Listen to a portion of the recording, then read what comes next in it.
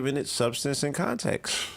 And it's not even technically ours. Right. And might I add, yes, the word technically. This is still considered the sign of genius. Right. By their standards. If you can do what we did with the English language, you're considered genius. Savant. Right? Savant. So we have utilized hip hop as a medium to excel in arts and sciences, and these are the litmus by which you tell the genius in a civilization or a society. Granted, line drawing is one thing, you know what I'm saying?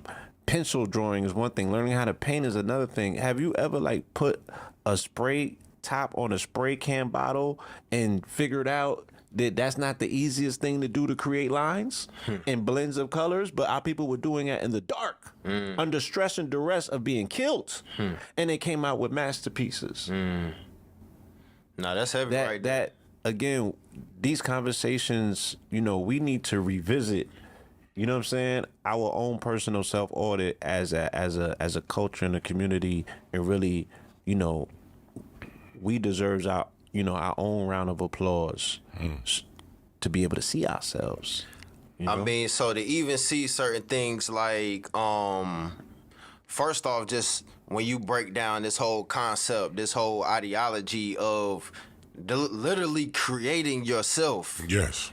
And believing in yourself without waiting for any validation, or are you going to allow me to be this person? Are you going to? No, it was literally created and committed to. So to see from the mental capacity to, seeing with no training, no formal education. The pressure was the training.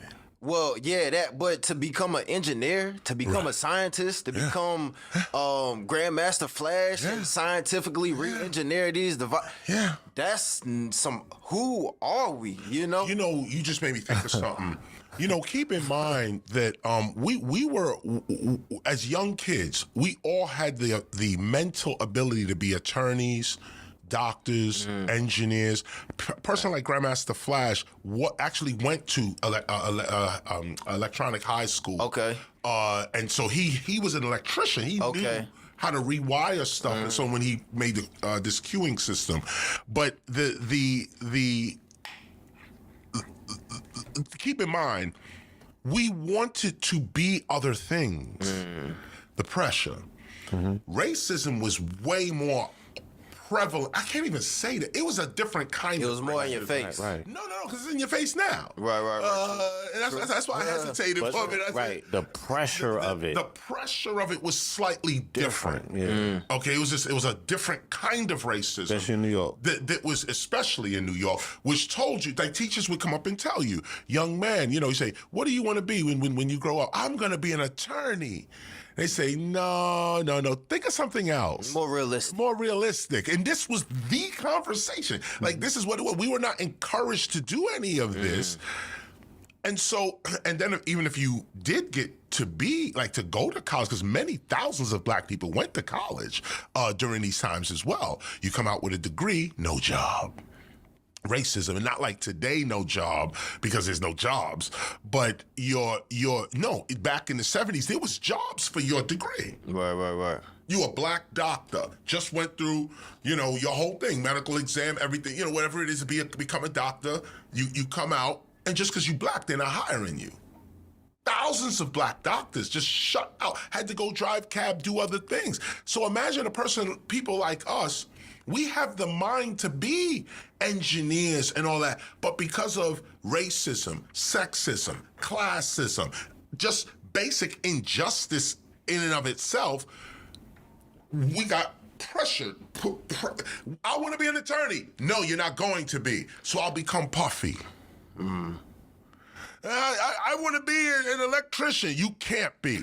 So I'll become Grandmaster Flash. I want to go to the Alvin Ailey dance school. I got these moves. Nah, you become the Rocksteady crew. Everything was not you. You don't look right. You don't talk right. You don't sound right. You don't. So we go away and be like, well, damn, I'm still going to do what I want to. I just want to add this in there. Like, so then there was also an element to it where it was like, all right, well, you may be able to come in here if you come like this, That's if what I'm you saying. dress like this. That's right. And then there was a part where it was like, well, no, I'm coming to be myself when I come. And that's so you ain't coming. Okay. Right. So the conformity So you ain't coming. factor. So I'm standing on, so rather than conform and trick myself out of who I am, I'm going to stand my ground and I'm going to be who I am. Straight up and down. And I'm gonna believe in who I am. And see, believe and check this out too.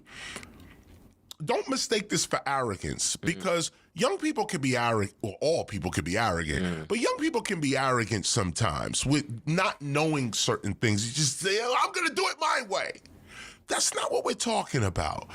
We're talking about when those who are supposed to protect you don't. When those who are supposed to guide you and give you wisdom and sit you down, when they just say, I don't care what you do, I don't care, you better do it this way or you ain't doing it. No regard for your existence, for how you think, how you see the world, none of that. A lot of youth are facing that today. With such intolerance. You know, I don't agree with everything young people are advocating today. I don't agree with most of it, actually. But your right to advocate what you believe about yourself is hip hop. Straight up and down. Like, I could criticize all day, but dude, if you're not keeping it real with you, you can't keep it real with me. Facts. And that's just a hip hop code. Now, I may not like what your real is. I may not like it, but as long as I see you consistent with your real, I can respect you. You know, a chick that's gonna take her clothes off all the time in front of the camera, I may not agree with that. But if that's you and that's how you do it, and if you consistent with that, let me respect your game on that level. Let me just respect that, because hip hop demands that you be you. And on top of that, if you got an audience, this is the next piece. It's not just about you being you, because you could be you and find yourself alone. But if you being you is connected to another dude saying, wait a minute, you know, I just got kicked out of my joint. I tried to go into the church with my thing on and they told me to get out. Where you come from? I just came from the synagogue. What? Yeah, they told me if I didn't put the yarmulke on and do the thing, where you come? I just came from the mosque. They told me if I didn't do this in it, this is what we were dealing with. We found ourselves in a hole, all humped together. Puerto Ricans, blacks, Italians, Right. Greeks. The rejects. The rejects. The Midnight Marauders. All of us, Right. okay? Found ourselves in a little bunch. And then the community started. The community started. Right out of this rejection. Now, here's the thing, though.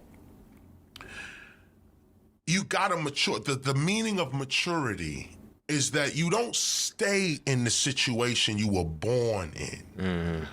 If you're still doing the same thing, you know, you're 2 years old, now you're 10 years old, you're still doing 2-year-old stuff, you didn't mature. You was 10 years old, you're now 20 years old, you're still doing 10-year-old stuff, you didn't mature. Same thing with cultures. 1973, say to 83, we was a certain kind of hip hop, and then we needed to be who we was for that moment. 83 to 93 was another kind of hip hop. And it causes argument because this hip hop from 93, 83, 93 is contradicting hip hop from 73 to 83. Okay. And then you have hip hop 83 to 2003. I would say 93 to 2003. Now you got 2003 hip hop. Is everybody beefing? That ain't hip hop. That ain't what it is. This is crazy. We're all right. And that's the problem with hip hop's cultural argument. You can't resolve nothing if everybody's right. Wow. You know, usually in an argument, somebody wrong. In an argument, somebody wrong. I will prove you wrong. No, the argument that hip hop is having about itself, everybody, from what I hear, everybody's right. Everybody, your statement, no, it wasn't really about her. It was really about these other people. You're right. Yo, it was about Herc because Herc's the one that started the break, and you're right. True. You know what? It wasn't about Herc, Bam, or Flash. We're talking about a culture here. It's about Africa. Right. You're right.